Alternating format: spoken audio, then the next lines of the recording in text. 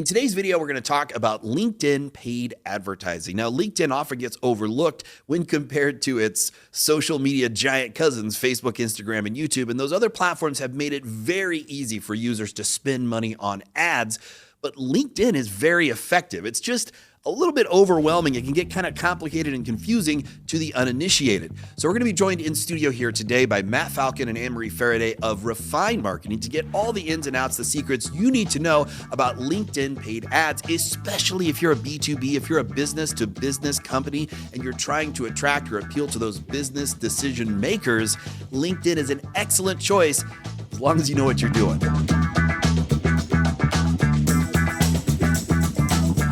So where do we start with LinkedIn? So you're right that LinkedIn's user experience is not where Meta is, or even TikTok, frankly. So you're totally right about that. However, LinkedIn can still be super powerful for two reasons. The first is targeting. So LinkedIn has all of that job detail info that really no other social platform has. Like Facebook might know your job titled maybe generically or like the industry that you're in, although frankly you also probably haven't updated that, so it might not be accurate, right? Whereas people's LinkedIn data who are active on LinkedIn is typically pretty up to date and accurate. So being able to target, by industry, by the size of the business they work for, by specific job titles, these are all things that are basically only possible on LinkedIn. The other cool thing about LinkedIn is the placements that they have. So in addition to just the news feed kind of sponsored posts, one thing that we like to do is sponsored in-mail.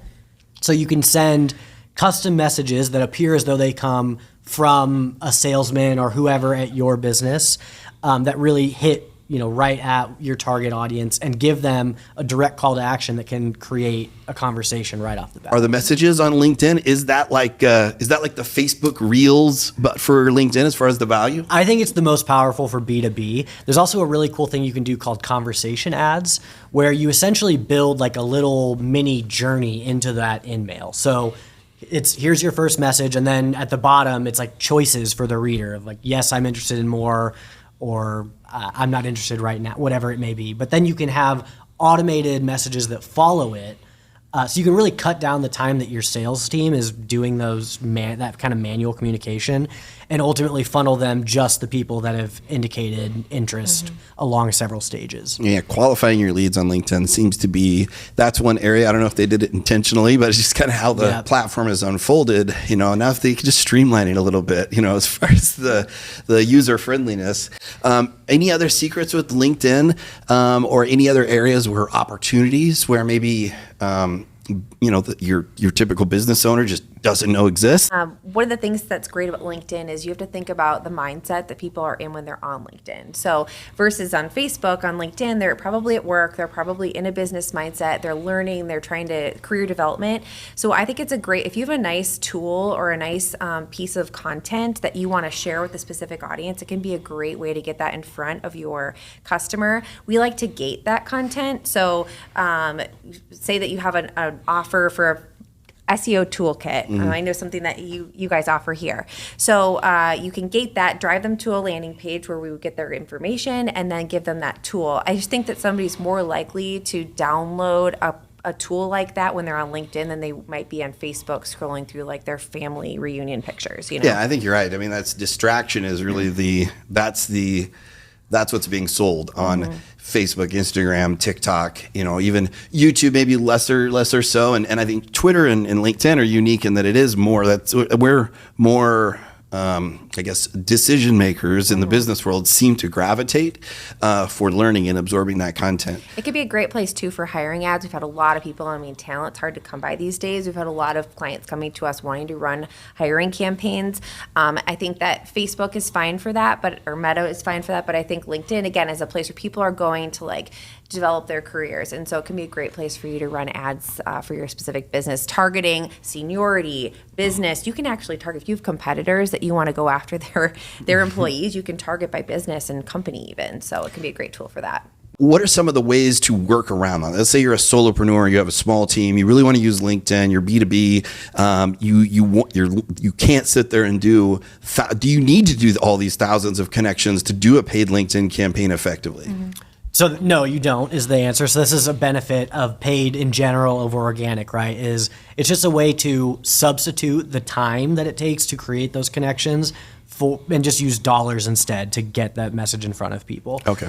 So it's not required to have connections, and you can really massively increase your reach with paid campaigns. Let's say you don't post on LinkedIn at all, and then you're just sending out messages or doing a paid ad campaign. Is it going to support it better like other platforms to have organic, consistent content you're posting and putting out? Yeah, and I think, yes, of course, having a lot of organic content is great, but I think making sure that it's native to LinkedIn. I think a lot of people try to create one piece of content and push it out on every Repurpose single it. platform, and I think that you need to be mindful of the audience that's on LinkedIn is much more professional.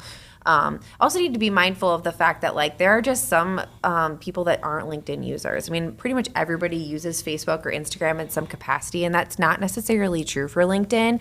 We'll have people coming to us in more of like a service industry wanting to find talent, and it's like, well, those types of people maybe in your industry aren't big LinkedIn users. We find LinkedIn works great in the HR category and business development. B2B, it can be great depending upon who the decision maker is, but it's also to be mindful, I think, of who you're trying to target and if LinkedIn is going to be a tool that those people are going to be utilizing. Have you seen a difference with LinkedIn, like in other platforms that are, I mean, pretty much every other social media platform is a video platform anymore.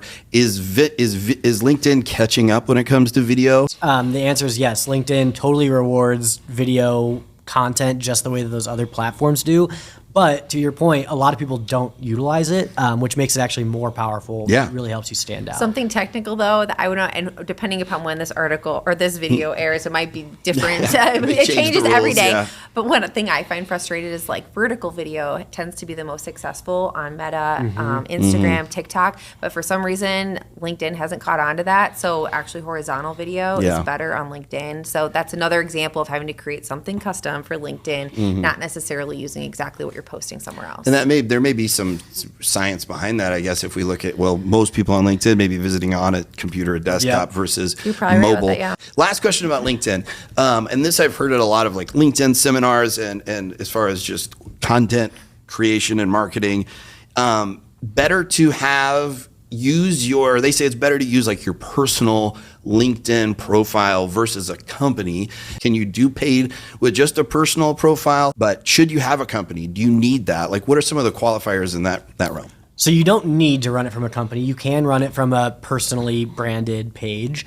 However, I think for the most part, a sponsored ad is going to look more like a sponsored post that's in the newsfeed is going to look more natural from a company.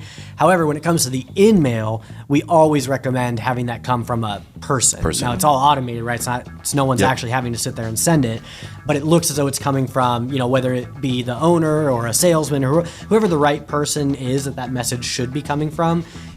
You can connect it up so that it looks like it's coming directly from them. Perfect.